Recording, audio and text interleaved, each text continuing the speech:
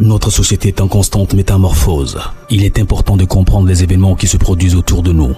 Des histoires incroyables, sensibles, choquantes, inimaginables. Racontons les comportements des uns et des autres pour éveiller et exhorter à la vigilance. Le rendez-vous, c'est sur la chaîne de Rossi BGO. Continuez par nous envoyer vos histoires afin que nous puissions éclairer notre société sur les faits, des incidents et des événements à couper le souffle. Ne manquez surtout pas de nous donner vos avis sur les histoires que nous vous racontons, de liker, de commenter et surtout de vous abonner à notre chaîne Rossi BGO. Regardez, écoutez avec attention et tirez une bonne leçon. Bon visionnage. Bref, la famille, nous tous, on a écouté ensemble le présentateur, ce qu'il a dit. Il dit abonnez-vous, likez, laissez les commentaires et surtout, partagez. Vous qui avez des histoires, mon numéro WhatsApp est là. Prenez ça, vous allez envoyer vous-même vos propres histoires. Très bientôt, je vais commencer à faire les directs aussi sur Facebook pour que vous puissiez vraiment venir vous expliquer. C'est-à-dire, venir expliquer vous-même vos propres histoires. Là, quand c'est comme ça, je prends 2 jours seulement pour que je passe en direct sur Facebook. La famille, je remercie beaucoup ceux qui m'envoient eux-mêmes leurs propres histoires ou soit les histoires qu'ils ont déjà écoutées à quelque part. Donc, je vous dis merci d'encourager ce mouvement-là pour que ça puisse vraiment éveiller tout le monde. On puisse être vraiment à même niveau de communication et aussi faire très attention. Voici un monsieur, tu me confies son histoire. L'histoire que lui, il a appris plus tôt. Où il dit non, qu'il y a un monsieur qui est rentré dans telle loge. Et loge là a fait qu'il gagnait sa vie. Et lui, il achetait les âmes perdues. Et aussi les âmes qui ont été vraiment volées par les sorciers, par les gens, vraiment des malfaiteurs, tout ça là. Et lui, il les achetait ça. Et il a fait sa plantation des maïs. Et sa plantation de maïs là donnait. Mais on ne savait pas qui venait récolter ça, qui venait acheter tout ça là. Mais lui, il faisait... Et puis on ne sait même pas qui vient travailler dans ce champ-là. On va écouter l'histoire ensemble pour mieux comprendre. Pour dire à nos parents, s'il vous plaît, c'est pas la facilité. Toi-même, tu es un fonctionnaire et puis tu rentres dans ces trucs-là. Vraiment, il y a quoi, toi? Il dit, voici un monsieur, un jeune homme d'abord, qui a eu son concours. Lorsque il gagne son concours, ils l'ont affecté ailleurs, dans un petit village où ils l'ont affecté. Lorsqu'il arrive là-bas, il tombe amoureux d'une jeune fille là-bas et ils ont commencé à avoir des enfants, tout ça là. Ils ont eu plus de 5 enfants. Et parmi les 5 enfants, il aimait 2 filles seulement. Les 3 garçons là, non, ça n'allait pas. Ça n'allait même pas avec ces 3 garçons, mais il aimait les 2 filles en question. Ces 2 filles-là, il aimait plus ces 2 filles que ces 3 garçons. Parmi ces 5 ans, il aimait les 2 filles. Et le monsieur, franchement, il a travaillé. Il ne savait pas comment faire pour préparer, franchement, sa retraite. Et du coup, il est rentré dans un groupe, franchement, groupe d'amis. Et ce groupe d'amis lui ont briefé le son. C'est-à-dire, lui ont parlé de quelque chose. Ah, nous... Quand tu es dans nos groupes là, voyez comment nous on fait et puis on gagne nos vies, voici ça. Là au moins toi, on sait déjà que toi tu travailles. Donc où tu es là, tu n'as pas des économies pour préparer ta retraite. Il dit, ouais, lui il a compris, oui, lui-même, franchement, il ne sait même pas comment faire parce qu'il a tellement de dépenses. Et on lui a dit, bon d'accord, un peu d'argent que tu as épargné là, prends cet argent là, tu vas là, on va te mettre dans un set et tu vas l'acheter les âmes. Il dit, c'est quelle âme? Mais je dis, mais c'est quelle âme que je vais acheter? On dit, non, tu vois les sorciers, tu vois des gens, oui, des marabouts, des fétiches, des trucs, etc. Qu'ils s'en vont prendre des âmes des gens là, et ils viennent les vendre. Et nous maintenant là, nous on les achète. Quand on finit de les acheter là, nous on prend maintenant, eux ils viennent travailler pour nous. C'est-à-dire, eux ils deviennent notre esclaves, eux ils viennent travailler pour nous. Il dit, ah bon? Il dit, le gars dit oui. Il dit, ah bon, donc c'est facile. Il dit oui. Le jour des marchés arrive là, nous on va t'accompagner. Si on t'a initié là, tu vas voir. Tu vas voir, mais toi, mais tu vas acheter. Et du coup, le monsieur, il a accepté qu'on l'initie. Donc, il est rentré dans les loges. Le monsieur a acheté 10 hectares des champs. 10 hectares de forêt. Et ces 10 hectares de forêt, quand il est rentré dans l'eau, il a acheté les 10 hectares de forêt. Il allait acheter les âmes perdues, des âmes qui sont en détresse, les âmes que les sorciers ont arrachées aux gens. Ils sont allés vendre, lui il allait acheter. Et il a envoyé. Lorsque, là, le monde est là, c'est vous dit toujours que prions, prions à chaque fois, je dis toujours prions. Le premier, il allait acheter au moins plus de 25, parce qu'il n'avait pas trop de moyens, il allait acheter 25 personnes. C'est lui seul, ceux qui sont dans l'Oja, tu voyais ces personnes-là, les âmes perdues que lui, il avait achetées là. C'est eux seulement qui voyais ça. Mais toi, l'être humain, tu n'es pas dans ce loge, tu n'es pas, tu connais pas, tu n'es pas dans le monde spirituel, tu n'es pas vraiment loin. Tu ne peux pas les voir. Dans les 10 hectares là, où il a acheté là, les gens, franchement, les gens se posaient la question, qui vient nettoyer ici? Mais on voyait personne qui vient nettoyer.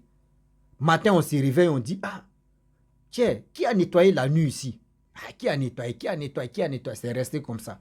Lui-même, il a brûlé le champ, il l'a cultivé. Lui seul, on ne sait même pas, au moins au village, quand tu fais 10 hectares, tu veux faire champ de maïs ou tu veux faire ceci là, au moins quand même, tu dois inviter les associations de ce village-là pour dire, ah, vous qui êtes dans l'association, s'il vous plaît, moi je vous convoque, j'aimerais que vous venez travailler chez moi, je vais vous payer.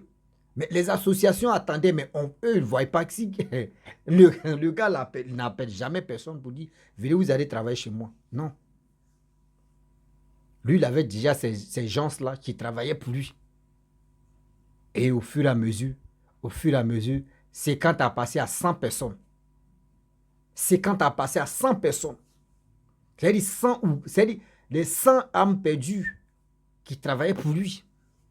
Des âmes perdues qui travaillaient pour lui. Les âmes qui sont en détresse, qui travaillaient pour lui comme esclaves. Le monsieur, quand maïs la donne, on ne sait pas qui vient chercher maïs. Les voitures qui viennent chercher maïs là, on ne voit pas. Même les gens qui travaillent là, on ne voit pas. Oh, il aimait ses 2 filles. C'est là ça a chauffé. L'histoire commence. Ces 2 filles qu'il aimait, il a dit à ces 2 filles que le jour si vous venez chez moi, s'il vous plaît, appelez-moi d'abord. Oh, bien avant, quand ces trucs ont commencé à marcher, lui et sa femme, il n'y a pas eu attente, il a chassé sa femme. Sa femme est partie. Donc, il a laissé ses enfants à la maison. Et lui, il a décidé d'aller vivre au champ. Où il allait vivre au champ là-bas, au milieu de son champ, il a fait maison. Il a fait les petits cages. Vous-même, vous connaissez cage là. Il a fait cage là-bas. Et cage qu'il a fait, lui seul, il dormait là-bas. Lui seul, il dormait là-bas. Et il a dit à ses enfants que ah, vous êtes au village. Si vous avez besoin de quelque chose, si vous voulez aller faire quelque chose en ville, même rester en ville, dites-moi. Moi, je vais vous donner l'argent, vous allez partir. Donc, les garçons ont dit non, ils ne peuvent pas rester au village. Eux, ils vont aller en ville et rester là-bas. Donc, seulement, il n'aimait pas trop ses enfants garçons, mais si c'est pour les mettre à l'aise, il les mettait à l'aise, mais pour dire aimer, même, il les détestait. Donc, ils sont 5. Parmi les 5, il y a une qui aimait beaucoup son père. Elle et son père, c'était comme ça. Le monsieur s'est plus remarié. Les 4 autres, 3 garçons, une fille, ils ont décidé d'aller vivre en ville. Lui, il allait acheter, le papa allait acheter des maisons pour ses enfants. L'autre fille est restée au village. Elle s'est mariée au village. Il a dit à sa fille que avant de venir chez moi, lorsque tu arrives devant la plantation là, il y a un coin là, tu arrives là, tu t'arrêtes et puis tu m'appelles. Lorsque tu m'appelles là, ne rentre pas comme ça parce que je suis ton père ou tu es mon père ou tu es mon enfant. Tu vas rentrer comme ça. Non. Parce que voici les critères. Une fois que tu rentres ici sans m'appeler et sans même que moi, mais je viens te chercher, ce que tu vas t'arriver là. Faut pas, tu vas compter sur moi pour dire, je vais vraiment te sauver dedans. Parce que là, tu vas te frapper. Et tu vas te frapper, c'est jusqu'à ta mort. Donc la petite aussi, la fille aussi, elle a compris. C'est quoi ça? Et elle a laissé tomber. Donc à chaque fois qu'elle vient voir son père, ou son père lui a dit là, c'est là elle s'arrête. Et puis elle crie 3 fois le nom de son père. Et le père sort Il dit, je viens. Il crie là-bas, je viens, entends-moi. Et il vient chercher sa fille. Et le gars parle, ce qu'il veut, le monsieur lui donne, elle s'en va. Vous-même, vous savez toujours. Toujours pour le voleur, un jour pour le propriétaire.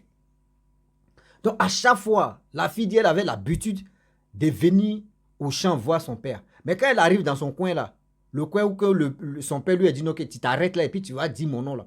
Une fois qu'elle s'arrête là, elle attend bruit dans le champ là-bas. Oui, on dirait plus de 100 et quelques personnes qui entrent. Oui. Mais une fois qu'elle appelle le nom de son père en même temps, bruit là cesse en même temps. C'est-à-dire, André, c'était désert. Elle n'attend plus le bruit. Elle n'attend plus de bruit des gens qu'elle attendait. Elle n'attend plus de bruit des gens.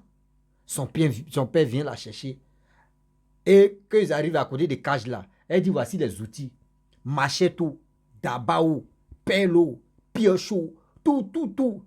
C'est versé là-bas comme ça. Mais elle n'a jamais vu quelqu'un travailler là-bas.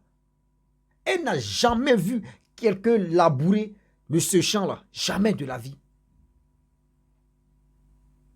Et elle a commencé à se poser des questions. Mais attends, mon père m'avait déjà dit non, si je viens ici, si je ne dis pas son nom, faut pas, je vais rentrer là-bas. Même, il m'a dit non, que même maïs, mais si je veux maïs là, faut pas même, je vais couper, sans même que lui-même lui coupe et puis me donne. Mais je ne sais pas pourquoi. Ben, c'est une chrétienne. Et elle a essayé de parler ça à son homme de Dieu. Et l'homme de Dieu a dit, ma fille, je vais prier et je vais voir. L'homme de Dieu prie. Ça a avéré que son père est dans cette. Et son père travaille avec les âmes perdues. Des gens aujourd'hui, vous les voyez, ils sont en bonne santé. Ils dorment. Matin, quand ils se réveillent comme ça, ils sont fatigués. Leur corps même, on les a frappés. Ils sont allés, c'est-à-dire qu'il est en train de travailler à quelque part. Que lui-même, il n'est pas au courant. Que lui-même, où il est là, il est perdu dans la tête. Ah oui. La famille, faisons beaucoup, très attention à ce que je vous dis. Prions beaucoup. Et du coup, le pasteur a dit, ton père là, franchement, où il a mis sa main là, où il a mis ses pieds là, son marqueur, c'est-à-dire, il ne peut plus se retourner encore. Il ne peut plus se retourner encore. Il a déjà engagé une balle comme ça. Il est obligé de jouer ça. La petite a commencé à pleurer. Et comment elle aimait trop son père. Elle là, elle ne peut pas dire, l'homme de Dieu a dit, il ne faut pas te dire à ton père. Sinon là, s'il sait que tu es au courant en même temps, non, là, il va finir toi. Il faut beaucoup prier. La petite dit, ok. Et elle a commencé à prier pour elle-même. Et du coup, le père maintenant, lui, ses affaires ont commencé à baisser. Et ils ont dit, non, pour renouveler, pour que vraiment tes affaires puissent marcher, le gars est devenu, c'est-à-dire il est devenu riche même. Parmi les milliardaires, les millionnaires dans son pays là, il était compté dedans. Tellement qu'il avait l'argent. On lui a dit, pour renouveler, pour avancer encore, il faut sacrifier quelqu'un que tu aimes beaucoup. Oh, c'est sa fille là même qu'il aime beaucoup que les autres.